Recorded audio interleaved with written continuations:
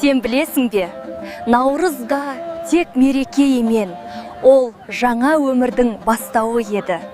Наурыз күн мен түн теңелген кезде тойланған көне мереке. Қазақтар бұл күнді табиғат пен өмір жаңаруына арнаған. Бұрынғы қазақтар жаңа жылды наурыздан бастап санаған. Бұл күнде адамдар бір-біріне бата беріп, үйін тазалап, табиғатты құрметтеген. Наурыз өмір мен табиғаттың жаңаруының белгісі. Су, дән, ет, май, тұз, сүт, ұн бәрі қасиетті.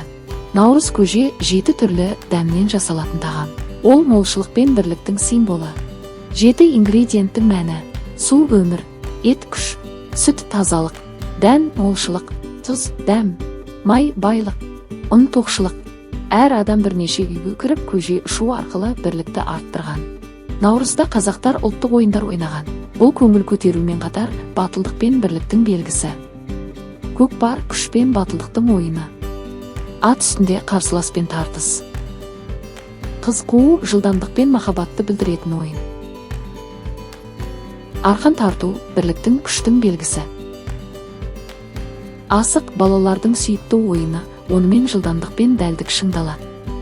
Алтыбақан жастардың кездесетін, көңіл көтеретін орны. Ақсақалдар бата берген. Ұлыс оң болсын, ақ мол болсын, қайда барсаң жол болсын. Наурыз бұл тек мереке емес, бұл өмірдің жаңару мен халық бірлігінің символы. Наурыз өткен мен бүгінді байланыстыратын көпір. Видео ұнаса, лүпіл басыңыз. 4 тағылым арнама тіркеліңіз. Рахмет!